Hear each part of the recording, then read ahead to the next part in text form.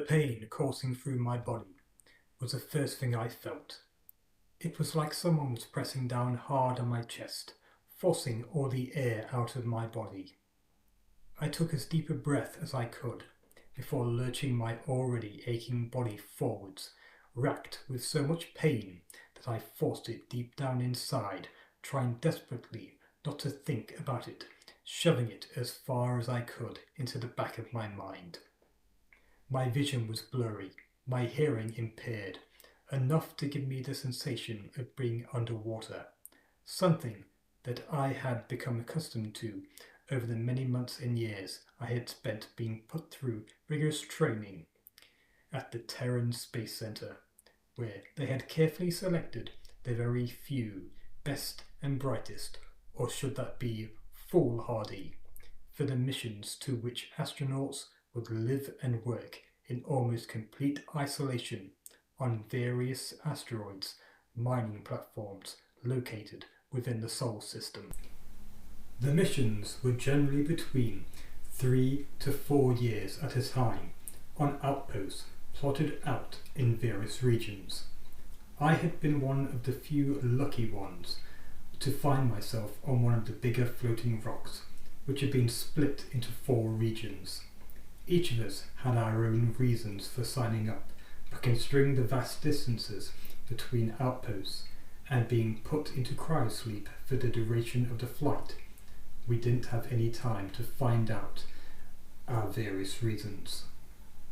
The only form of interaction we would have to keep us sane, apart from the monthly reports we received updating us on our quota and pay from our contracted sponsor, would be a computer interface system named CAM, short for Computer Automated Monitor.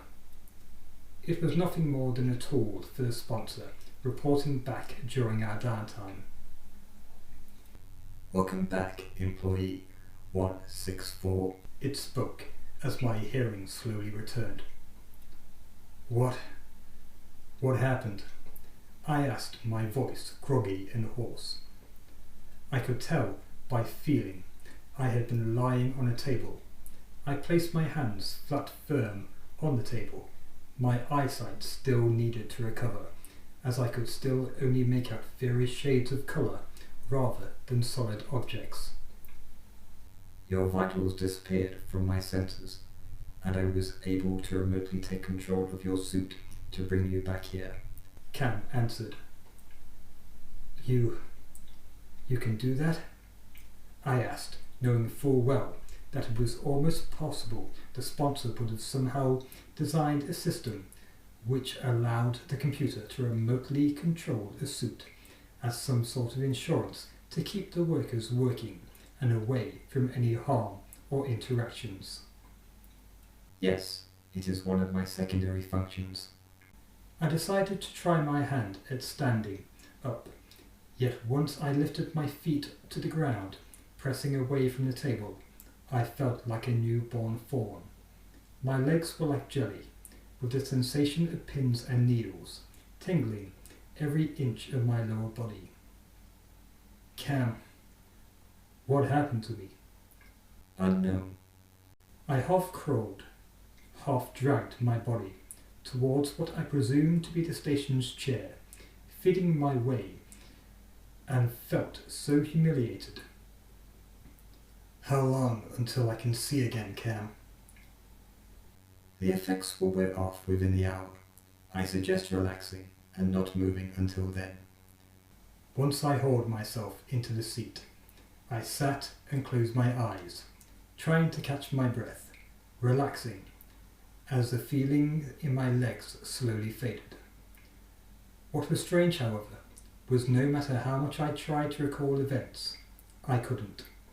Yet the last thing I could recall was my first few days here. "Cam, I'm having trouble recalling my time here." "It is not uncommon to experience short-term memory loss due to traumatic events or stressful situations," Cam answered. "What the hell's that supposed to mean?" I asked, concern gripping me. "Just what the bloody hell happened to me out there?" "Unknown. As I have stated, your vitals disappeared. Surely you can check the suit footage, I asked. The footage was corrupted. How? You entered into a region of highly electrolyzed distortion, rendering the suit footage unclear and broken. Show me the footage, I asked, pulling my eyes open, seeing my vision was passable now. Cam had been correct. The lead-up to whatever had happened was uneventful, but gave me a rough idea that I'd been in the lower far right side region before the suit footage came out. First, going grainy before completely distillerizing. Cam, I'm going back out there, I said, needing answers to the mystery. I would not advise it, Cam replied. Cam, I need answers, and I'm not going to find any here, I said gingerly, making for the rover bay. I tried the panel which would unlock the hatch to access the rover, but the panel only gave off a blinking red light. I tried again, only to get the same response. Getting hopelessly annoyed, I exited through the airlock, discovering quickly that the rover was nowhere in sight. Looks like I'm walking, I thought to myself. I lost count of how long I'd been travelling. There was nothing out here with me except the rocky, barren cratered surface of the asteroid and the absolutely breathtaking view of the stars mixed in with the other asteroids dotted amongst them. Off in the distance was the sun, and somewhere one of the small specks of light was home, a place I knew I'd return to one day. Employee 164, you have used up 40% of your oxygen. Please return to the habitat module, requested over the suit comm. Not a chance, Cam. Not until I find out what happened, I answered. I had no intention of returning before then. And it's Sam. I've been with you long enough. Not employee 164, I added. Noted. I will make the necessary adjustments to your file, Sam spoke. I crested the top of a rise, having hoped to be at the top, only to come face to face with a sheer cliff face, and situated close to the base of the cliff was the outpost rover. At first, it just seemed like its cells had run dry, but as I got closer, it seemed strange, as if something was off about the rover. I peered in through the bulky windows, seeing a build-up of dust lines inside. Upon entering, I carefully inspected what I could, as much as I had hoped for from the onboard rover's computer was not working, and it was giving me no clues, only more questions. It was only by chance that I found an open packet of dry rations. Yet I was more puzzled that they were long since past expired. Cam, what date is it? I asked, still looking at the dry rations. April 22nd, 2124. I was right. The packet was close to 6 years out of date. What's going on here, buddy? I asked, out to no one in particular. It was as I looked out the rover's windows, I noticed what appeared to be some sort of rock slide, with discarded equipment strewn around the area. Taking my time, I went out to investigate the area.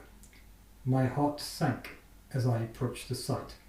Before I even needed to look around, I could see, laying crushed under the rock slide, were the remains of a human body. Their visor cracked, the very moment of their death, captured, frozen across their face. Sam, your heart rate is elevated. Of course it's elevated. You knew it, didn't you? Didn't you? Yes. Why? I downloaded your mind into the backup Android that wiped your memories of the event, in hope you wouldn't come out here yet. I was unsuccessful. When did it happen? Approximately 9 years ago. I recalled the dry rations. It made sense now. How many times have I came out here, Cam? 100? 1,000? 3,263 times, to be precise. My heart started to wrench. 3,000? Surely someone would know by now and have stopped this madness, I stated. I sent requests off to the sponsor to continue your time here.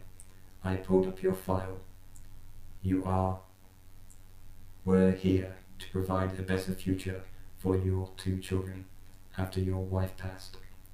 To date, the sponsor has continued to pay into an account for them. Had I have sent that you had died, the payments would have stopped. You had no right to that, Cam. Not at all. Would you have preferred them to be alone on the streets, with no money and no future? That's not the point, Cam. I argue, strangely enough, seeing sense in a computer's logic, yet worried that Cam is acting more with feelings than just programming. Needing time to process, I turn off my suit's transmitter and just sit in a river, thinking, looking, not knowing my next action. I lose so much time that when I finally turn on my suit's transmission, Cam's voice comes on. Sam, you have less than 20% oxygen left. Then turn it off. I'm dead already. On request, Cam does. Oddly enough, it only ensures me that this is all too real now, and I've been fooling myself to ever think otherwise, as I find myself able to move and talk just as easily without oxygen as I was with it. So what now, Cam? You take control of the suit, take me back and erase my memory, and we start the cycle again? Yes, your reasoning is doing this for your children. Cam answers. Screw erasing memories this time, Cam. It's why this keeps happening. Now I know I can't return home. There's no point, so don't. I say with a heavy heart. I am sorry, Sam. I was only trying to spare you from pain. Don't. Don't be. Just let's do this right this time. As you wish. And Cam, thanks for looking after my kids.